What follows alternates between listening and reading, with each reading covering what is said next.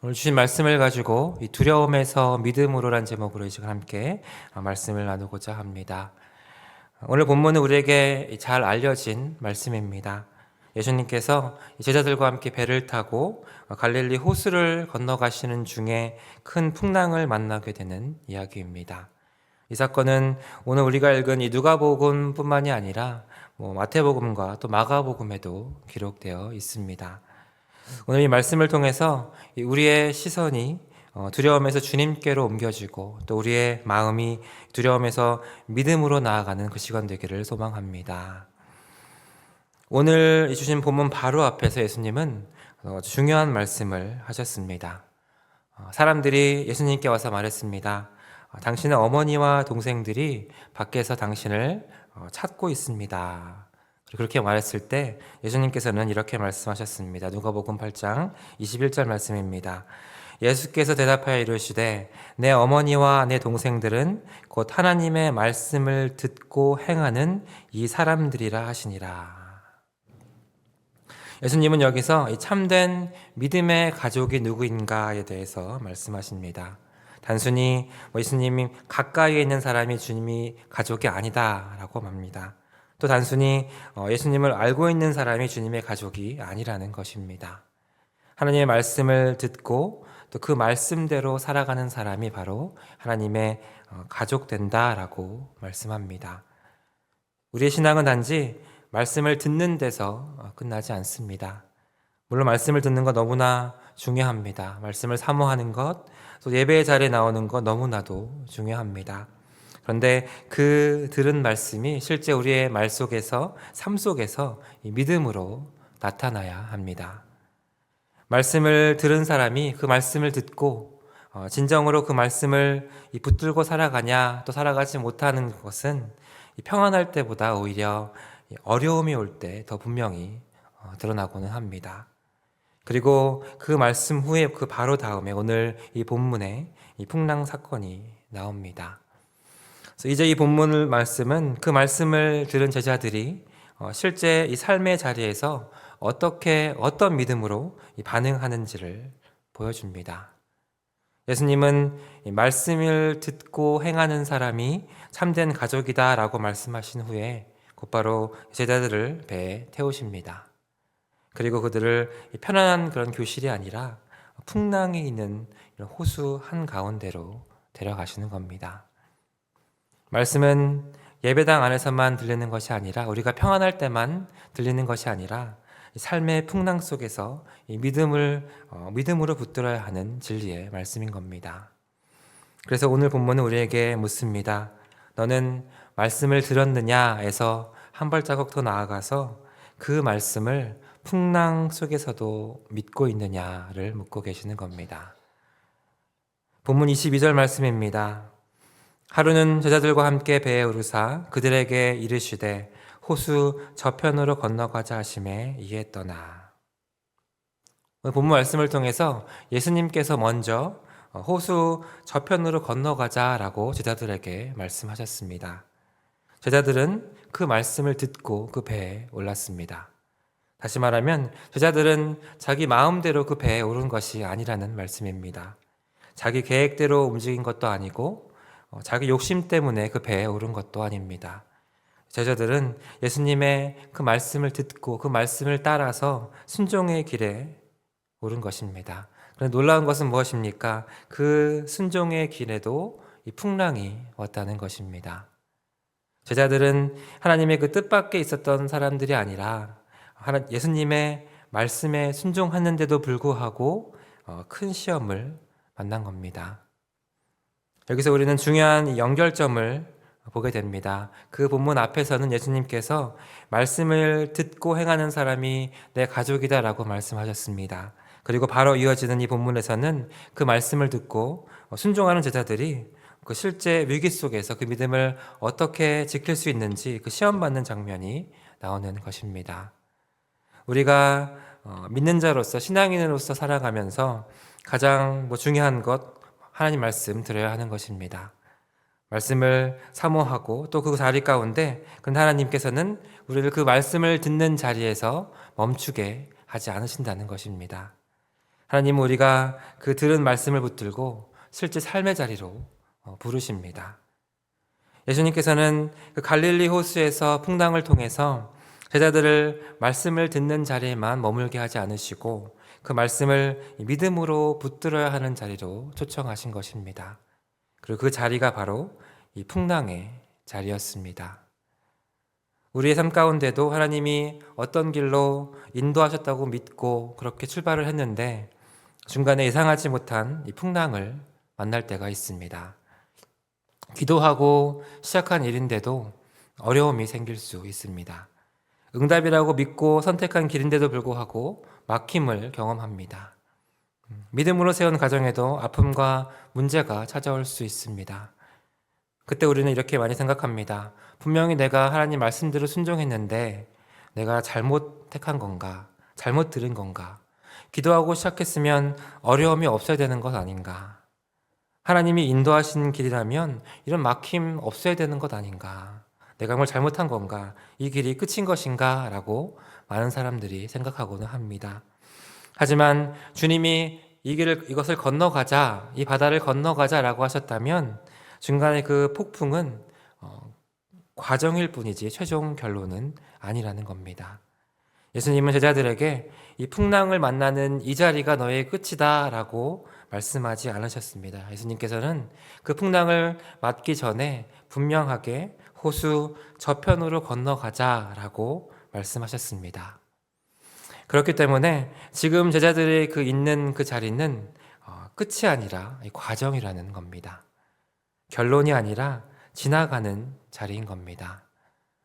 우리의 삶도 마찬가지입니다.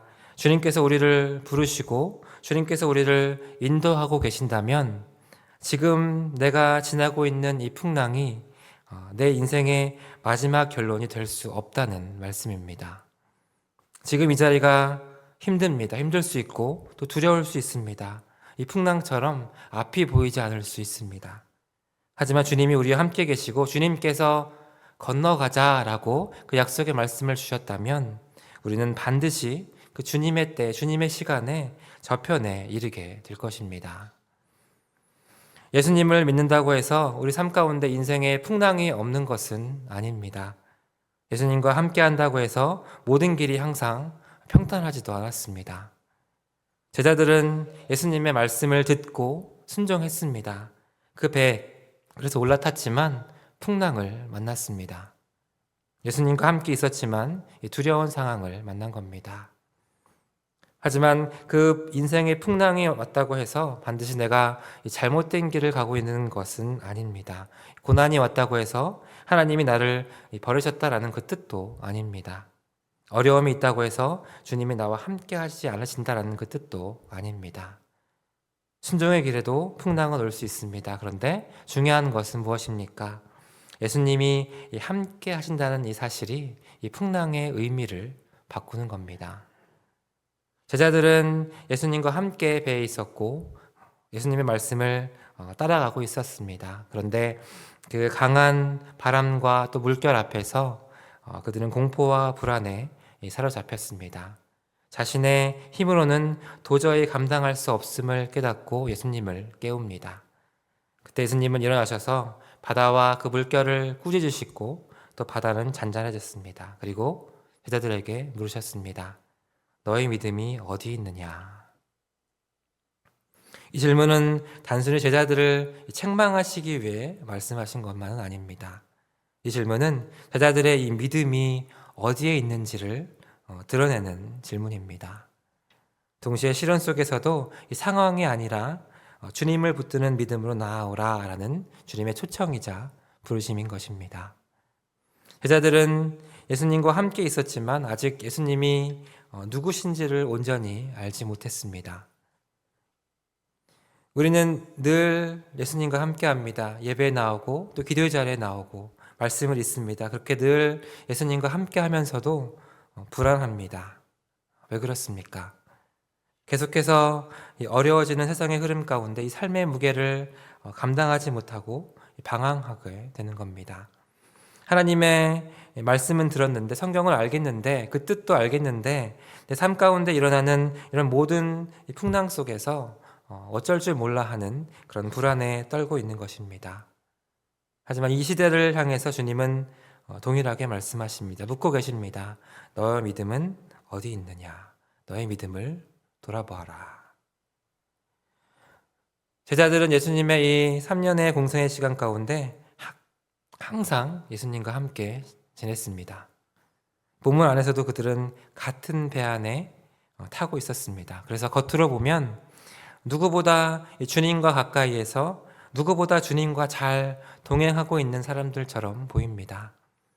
하지만 그들은 그 인생의 문제 앞에서, 갑작스러운 그 풍랑 앞에서 마치 주님을 모르는 사람처럼 불안해하고 또 두려워했습니다. 늘 예배 자리에 있고 늘 교회 공동체 안에 열심히 섬겨도 마음에는 이 불안과 또 두려움이 있을 수 있습니다. 왜냐하면 물리적으로 한 공간에 함께 있는 것과 같은 곳을 바라보고 교제하며 함께 동행하며 그렇게 걸어가는 참된 동행은 다르기 때문입니다. 예를 들어서 버스 안에 이렇게 여러 사람이 함께 탑니다. 그 많은 사람들이 함께 타고 있지만 그들을 우리는 모두 동행자다라고 부르지는 않습니다. 같은 공간에 있어도 서로를 알지 못하고 대화도 없고 인격적인 어떤 그런 관계도 없다면 진정한 동행이다라고 우리는 말할 수가 없는 겁니다. 제자들도 예수님과 같은 배에 있었습니다. 그렇지만 이 풍랑이 일어나자 그들의 마음은 주님보다 풍랑에 더 붙잡혔습니다. 문제는 예수님께서 계시지 않은 것이 아니었습니다. 함께 계셨습니다. 함께 계신 예수님이 누구신지를 이 믿음으로 붙들지 못한 것이 문제였던 겁니다. 오늘 우리도 마찬가지입니다. 우리 삶 가운데도 이렇게 불안할 수가 있습니다. 그래서 본문은 우리에게 묻습니다. 너는 주님과 같은 배에 있는 것에서 멈추지 않고 정말 주님을 신뢰함으로 그렇게 동행하고 있느냐? 이제 우리는 두 번째 장면으로 들어갑니다. 예수님이 함께 계신 배에도 그 풍랑이 왔다면 그 풍랑 속에서 주님은 무엇을 가르치고 계신 겁니까? 풍랑은 단지 제자들을 두렵게만 만든 사건은 아니었습니다.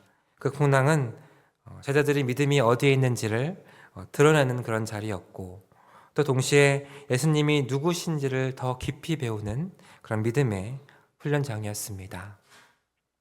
이 갈릴리 호수는 보기에는 평온해 보이지만 갑작스러운 광풍이 일어나는 하기 쉬운 곳이었다고 합니다.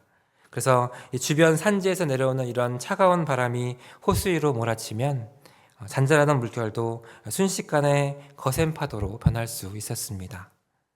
제자들의 그 두려움은 어떤 상상 속의 두려움이 아니었습니다.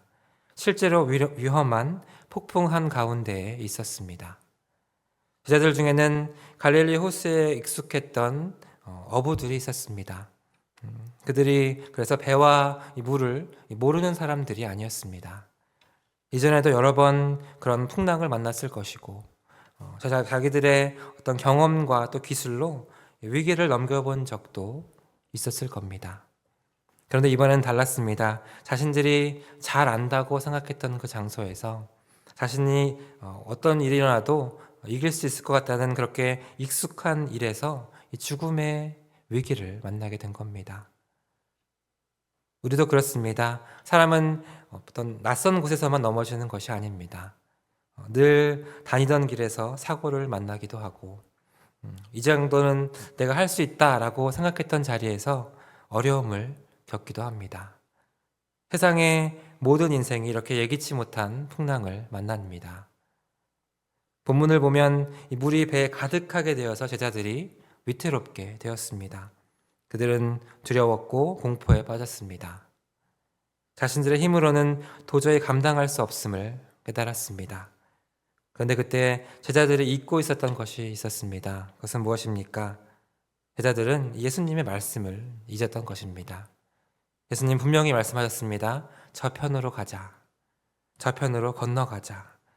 우리는 이 인생의 폭풍이 커질수록 주님의 약속을 잊게 됩니다. 왜냐하면 그 폭풍을 바라보기 때문입니다. 그러나 그 믿음은 폭풍의 소리만을 듣는 것이 아니라 그 폭풍 전에 주신 주님의 말씀을 기억하는 겁니다. 폭풍 가운데 있어서 제자들이 붙들어 했던 이 진리의 말씀은 이것입니다. 제자들이 그 말씀을 기억했다면, 그것을 믿고 의지했다면 그들은 그 가운데 이렇게 고백할 수 있었을 것입니다. 주님이 건너가자고 하셨기 때문에 우리는 침몰하지 않을 것이다. 주님께서 우리를 인도해 주실 것이다. 또 그들이 잊은 것은 무엇입니까? 제자들은 예수님의 임재를 잊었습니다. 예수님은 배 안에 계셨습니다. 멀리 계신 것이 아니라 같은 배 안에 계셨습니다. 예수님이 함께 하시는 인생은 흔들릴지언정 가라앉지는 않습니다. 그런데 이 제자들은 예수님이 함께 계신다는 이 사실을 믿음으로 붙들지 못한 것입니다. 그래서 우리의 인생에 풍랑이 얼마나 크냐, 더 크고 작냐, 이것은 더 이상 중요한 차이가 아닙니다. 더 중요한 것은 무엇입니까? 내 배에, 내 인생의 배에 누가 타고 계신가입니다. 누가 함께하고 계신가입니다. 이처럼 풍랑이 왔다는 사실보다 더 중요한 질문은 현재 나의 삶 가운데 예수님 함께하고 계신가, 하시지 않은가라는 겁니다. 또 한 가지 제자들이 잊은 것은 무엇입니까? 이 풍랑 속에서 예수님의 능력을 잊었습니다. 제자들은 이미 예수님의 능력을 맛보았습니다. 병든 자가 고침받는 것을 보았고, 또 귀신이 떠나가는 것도 보았고, 또 죽은 자가 살아나는 것도 보았습니다. 그런데 두려움은 하나님이 누구신지를 잊게 합니다. 하지만 믿음은 어떻습니까? 그 기억을 다시 붙드는 겁니다. 주님은 우리의 폭풍을 모르고 계신 분이 아닙니다. 우리가 예상하지 못한 폭풍도 주님께는 예상 밖의 사건이 아닙니다. 주님은 그 폭풍 속에서도 우리를 더 가르치시고 자신을 더 깊게 알게 하십니다. 이 미국의 리바이벌 크리스천 펠로우십에 담임하고 계시는 존 밀러라는 목사님께서는 이 본문을 설명하시면서 성도에게 오는 폭풍에는 두 종류가 있다라고 말씀합니다. 하나는 돌이키게 하는 폭풍입니다. 요나가 만난 폭풍이 그랬습니다. 요나는 하나님의 뜻을 피해서 도망가다가 폭풍을 만납니다. 하지만 그 폭풍은 요나를 돌이키게 하는 그런 폭풍이었습니다. 또 하나는 무엇입니까? 또 하나는 세우고 가르치는 폭풍이다라고 말씀합니다.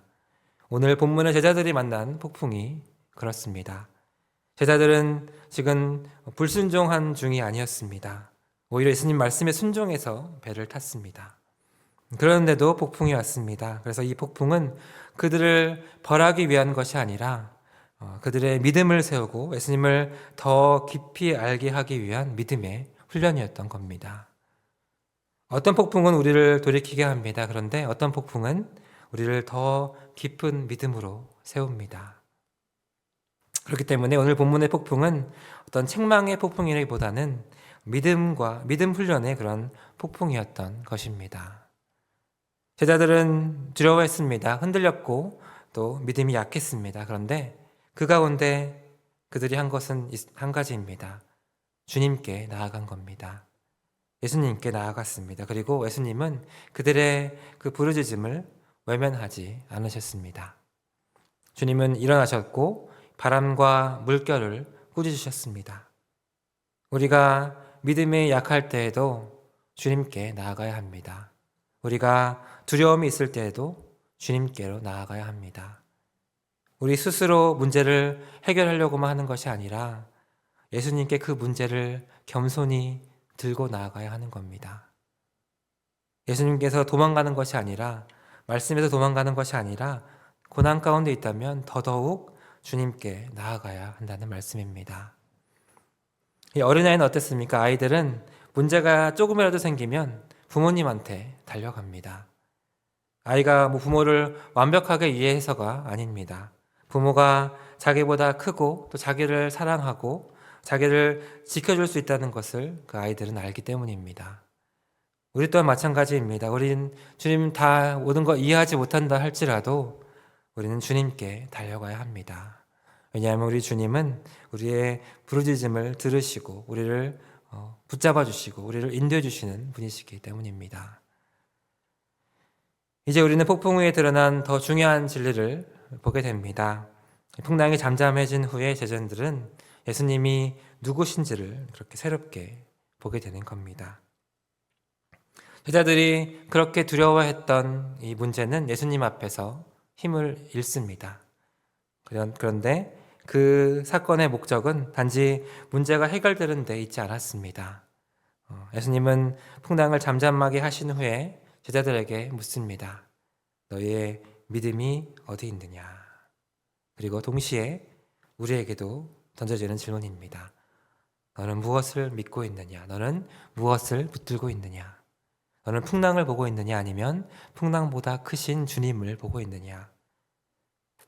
그런 우리의 풍랑들, 우리의 시련들, 아픔, 어려움들은 우리 안 깊은 곳에 있던 것들을 밖으로 끌어냅니다. 평소에는 몰랐던 두려움이나 염려, 불안, 불신앙의 위기의 순간에 너무나 드러납니다. 이처럼 풍랑은 내가 입으로 고백하던 이 믿음이 실제 삶에서 얼마나 힘이 있는지를 보여줍니다. 너의 믿음이 어디 있느냐? 제자들은 예수님과 함께 있었지만 예수님이 누구신지를 온전히 알지 못했습니다. 그래서 이 풍랑이 잠잠해진 후에 제자들은 서로 말합니다. 그가 누구이기에 바람과 물을 명함에 순종하는가? 이분이 누구이기에, 예수님의 너의 믿음이 어디 있느냐는 그 질문에 제자들은 또 다른 질문을 하는 것입니다. 이분이 누구이기에, 바람과 물결까지 순종하는 이분은 누구이기에. 제자들은 이 사건을 통해서 예수님이 단지 좋은 선생님만이 아니라는 것을 깨닫게 되었을 것입니다. 단지 능력 있는 선지자가 아니구나라는 것 또한 그들을 깨닫게 되었을 겁니다. 예수님께서는 어떤 분이십니까? 바람과 물결을 명령하시는 분이고 창조 세계를 다스리는 분이시고 하나님의 아들 되시고 또 육신을 입고 이 땅에 오신 하나님이심을 보게 된 것입니다. 이 구약에서 바다와 풍랑을 다스리는 분 하나님이십니다. 그래서 시편 107편을 보면 사람들이 고통 중에 여호와께 부르짖을 때 하나님께서 이 광풍을 고요하게 하시고 또 물결을 잔잔하게 하신다라고 말합니다. 그런데 오늘 본문에서 예수님이 바로 그 일을 하십니다. 바람과 물결이 예수님의 말씀에 순종하는 겁니다. 이것은 예수님이 누구신지를 분명하게 보여주는 사건입니다. 이 풍랑은 어떻습니까? 제자들의 약함을 드러냈지만 동시에 풍랑은 예수님의 영광을 드러냈습니다. 풍랑은 제자들의 믿음의 연약함을 드러냈지만 동시에 예수님이 누구신지를 더 선명하게 보여주는 계기가 됩니다. 우리 또한 마찬가지입니다. 우리의 풍랑은 우리의 약함을 드러냅니다. 그런데 그 풍랑 속에서 우리는 약하지만, 우리는 너무나 미약하지만 그 풍랑 가운데 주님을 붙들면 우리는 예수님을 더 깊게 알게 되는 겁니다. 예수님이 그저 성경 속의 주님이 아니라, 그저 듣는 주님이 아니라 내 삶의 풍랑 속에서도 나와 함께 하시는 주님이심을 깨닫게 하시는 겁니다. 그래서 풍랑은 끝이 아니라 그 풍랑은 주님을 더 깊게 만나는 자리가 됩니다.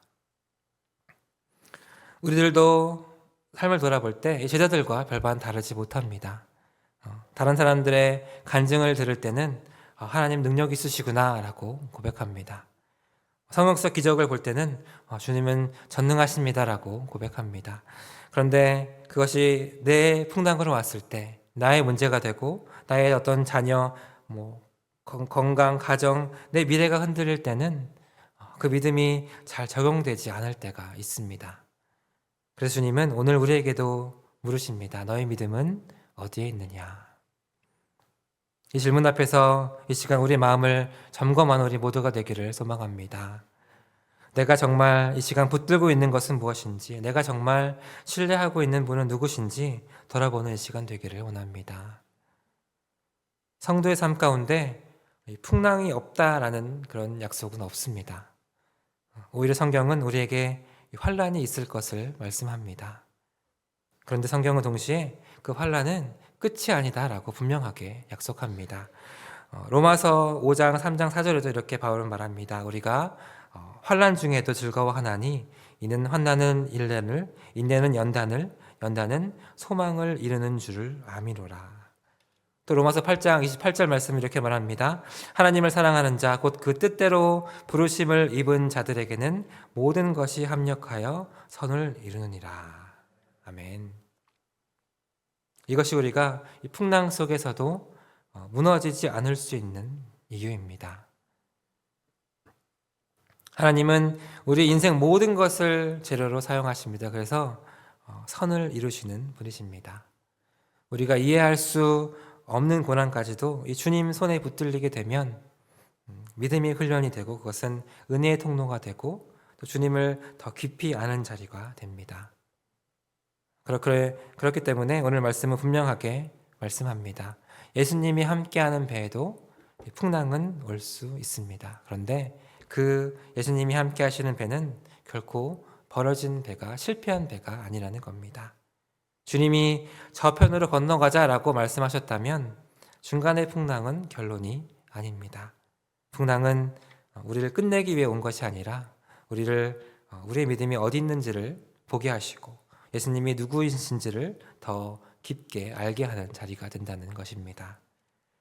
오늘 우리도 어려운 시대를 살아갑니다.